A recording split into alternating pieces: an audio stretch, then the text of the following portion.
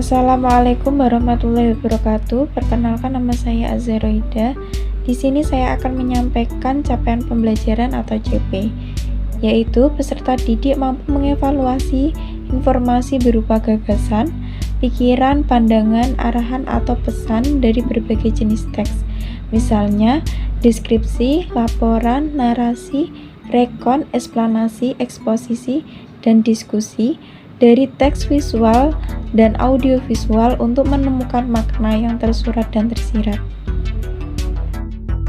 Selanjutnya ada tujuan pembelajaran atau TP, yaitu yang pertama menyimpulkan pengertian dan karakteristik puisi, yang kedua menginterpretasi pendapat pro atau kontra dalam teks diskusi, dan menilai efektivitas pemilihan kata atau diksi, pengetahuan rima, dan tampilan tipografi dalam mendukung makna.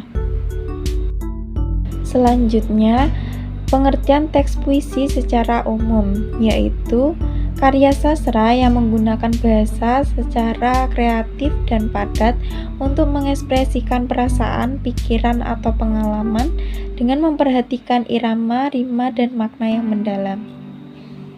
Selanjutnya ada struktur teks puisi, yaitu terbagi menjadi dua. Yang pertama, struktur batin puisi yang terdiri dari rasa, tema, nada, dan juga amanat. Pengertian dari rasa yaitu diartikan sebagai sentuhan rasa yang berasal dari penulis puisi. Biasanya penulis puisi atau penyair akan menulis sebuah puisi karena latar belakang serta keresahan dari penulis itu sendiri. Akan tetapi juga penulis puisi yang menulis puisi berdasarkan permasalahan yang sedang terjadi. Yang kedua ada tema. Tema pada puisi biasanya akan menentukan hasil dari puisi itu sendiri. Oleh sebab itu, terkadang ada beberapa penulis puisi yang lebih menyukai untuk menentukan tema dalam membuat puisi. Yang ketiga ada nada. Nada pada puisi dapat diartikan sebagai bunyi nulis atau penyair. Nada digunakan bisa nada tinggi, nada rendah, dan lain sebagainya. Yang terakhir ada amanat. Amanat merupakan sebuah pesan yang berisi tentang kehidupan yang diberikan oleh penulis kepada pembaca. Amanat ini yang dapat dijelaskan secara langsung dan juga yang dijelaskan dengan menggunakan makna-makna yang tersirat.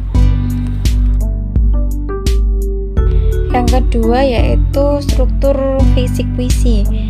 Ada gaya bahasa, diksi, tipografi, rima, kata konkret, dan juga imaji. Yang pertama, gaya bahasa.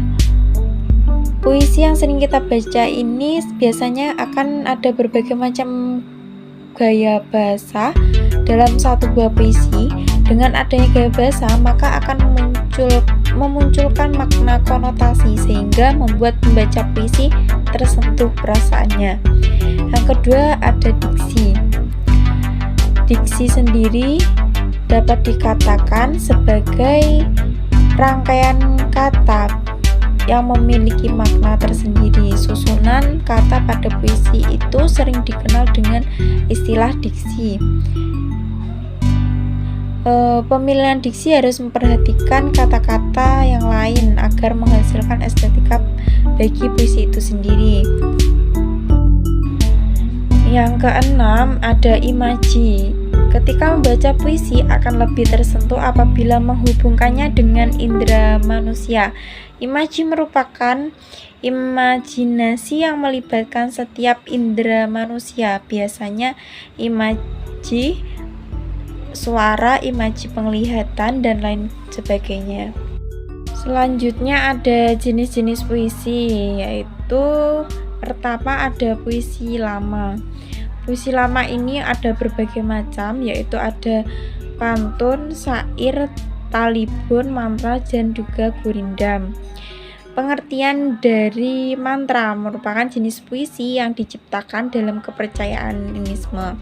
Biasanya dibacakan dalam acara ritual kebudayaan serta menggunakan kata yang dapat menimbulkan efek bunyi magis Yang kedua ada pantun, merupakan jenis puisi lama yang bersajak ABAB.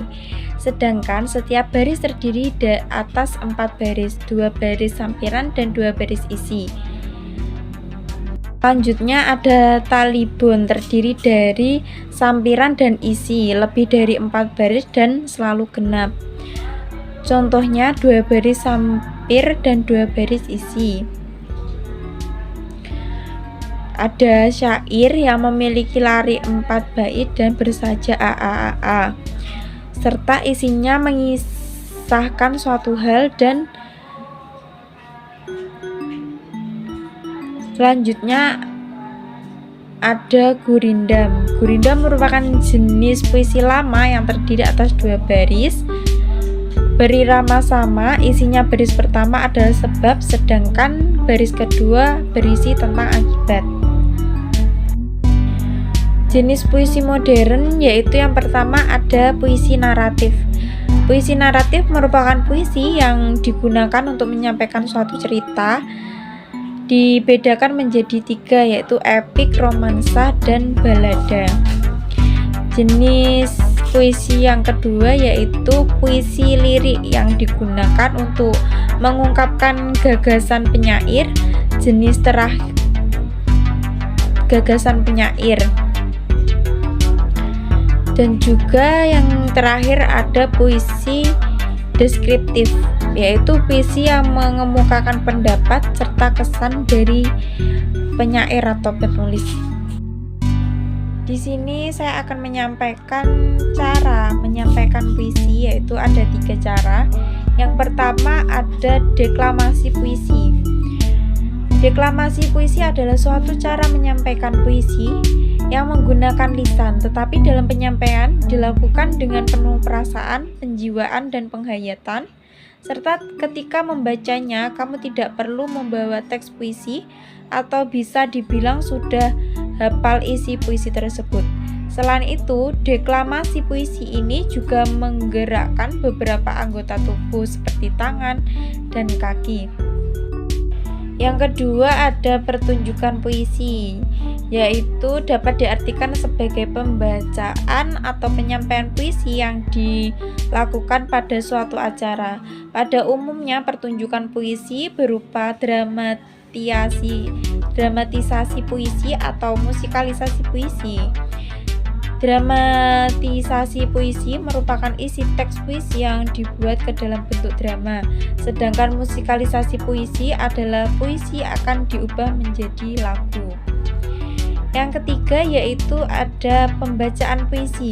Pembacaan puisi merupakan penyampaian puisi yang dilakukan melalui lisan, dan biasanya ketika membacakannya teks puisi akan dibawa ke atas pentas atau pementasan. Selanjutnya saya akan menjelaskan tentang langkah-langkah menganalisis puisi. Yang pertama, membaca puisi dengan teliti, baik secara diam maupun keras. Yang kedua, memperhatikan ritme dan intonasi yang muncul. Yang ketiga, amati struktur puisi seperti jumlah bait dan barisnya.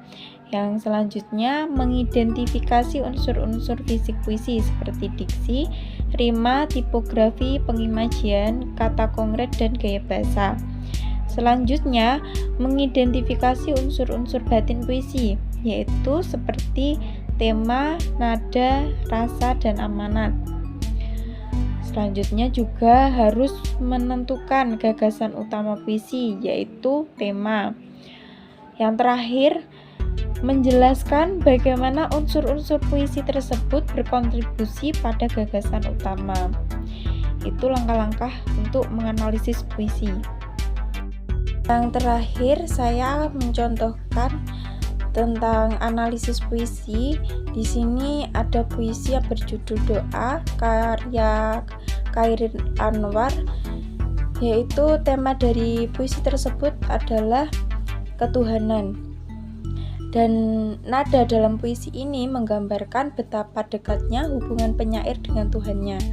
Berhubungan dengan pembaca, maka puisi doa tersebut bernada sebuah ajakan agar pembaca menyadari bahwa hidup ini tidak bisa berpaling dari ketentuan Tuhan. Selanjutnya ada rasa. Rasa dalam puisi doa menggambarkan rasa penyair adalah rasa terharu dan rindu.